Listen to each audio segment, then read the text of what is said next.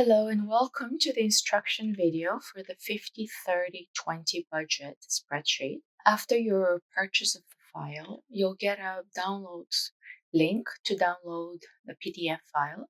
And when you open the PDF file, it's going to look like this. Here you have a button that says Access your Google Sheet template.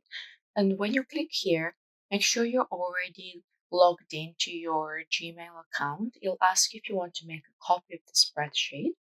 When you open the spreadsheet and save it to your Google Drive, you will see that you have three tabs: the Instructions tab, an Example tab, and a Budget tab. The Instructions tab contains all the instructions that this video also contains.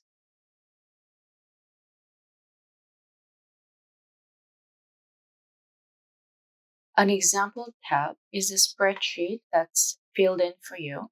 So after you're done filling in your own budget, it should look something like the Example tab.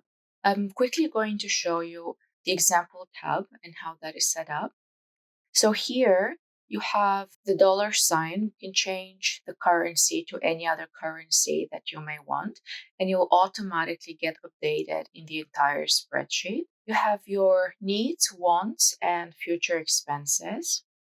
And here is where you set the percentages that you'd like to allocate to the needs, wants, and future expenses. There's a window for you to type in your income, and all of the transactions for that particular month need to be put into this transaction tab over here. That includes your income.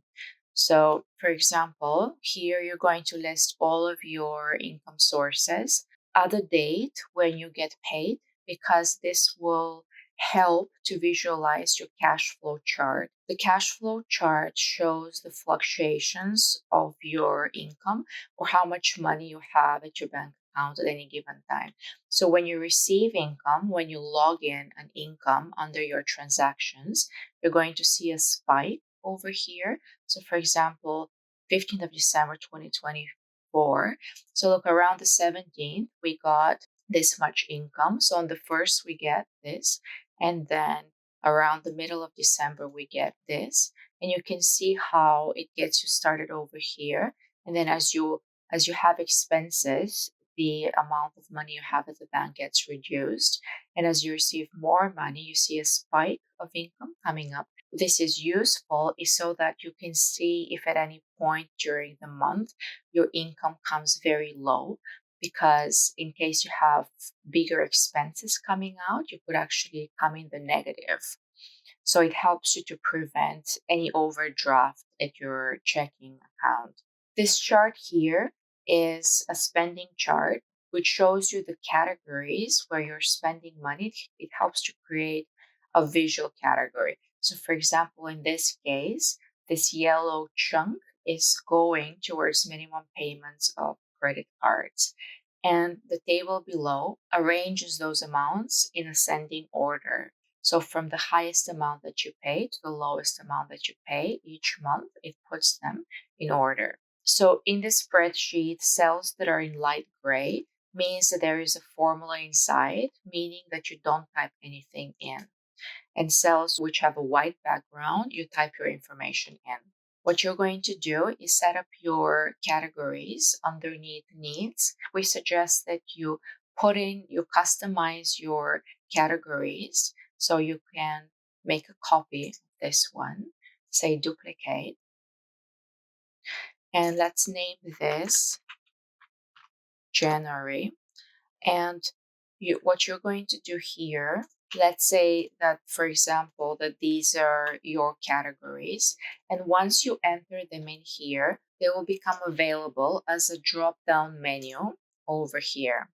So for example, let's say these are our needs. Let's add one. We're going to come here, education courses, and you see how this now becomes available as a drop-down menu. So the same goes for, let's say, income. You don't have any subcategories yet set. And after you come here and you can say, select the date, put in how much you plan on getting paid for that particular month. And then underneath the category of income, this now becomes available, so you can select. So you have to select the right month. If you don't select the right month, the cash flow chart isn't going to show. So you can select the start month and year over here. And you're going to do this for all your ones as well. So we're going to write some of our ones over here. And we're also going to add some of our future expenses. And what you're doing at the moment basically is you're setting up your custom categories. And after you do that, then you can copy this and duplicate it for all the months of the year that you may want. So you can rename that and also set the start date and the end date of your period. So then again, right click, say duplicate, and then rename that to the month that you want.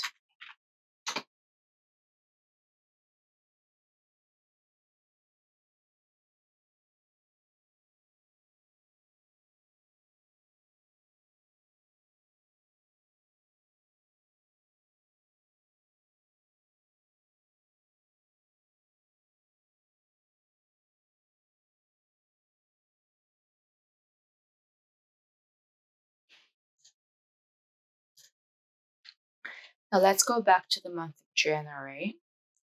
And let's say that our planned expense for the mortgage is $850. And actually, I should have set these amounts before I copied all of this. I'm just going to do a quick example here. And then let's say on the 3rd of March. So, and then type them over here, not in these cells, columns over here. So this is our mortgage comes up. You see how the cash flow got updated. It got the amount of money that you have at the bank got reduced here by the amount of your mortgage. And then let's say that we also had a want of eating out,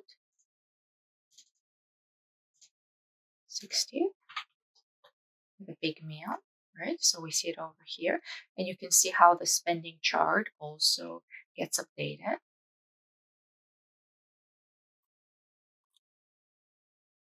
All right, so basically that's all there is to it. Any transaction that you have, log it in underneath the transactions with the corresponding date. And over here, you can see once you assign the percentages, you can change that. For example, you can do a 70, 20, 10, or you can do any other percentage that you feel is necessary. So the plans, these are basically your how much you budget for this particular expense. And for the wants, so these are your variable expenses, and the needs are usually more or less your fixed expenses.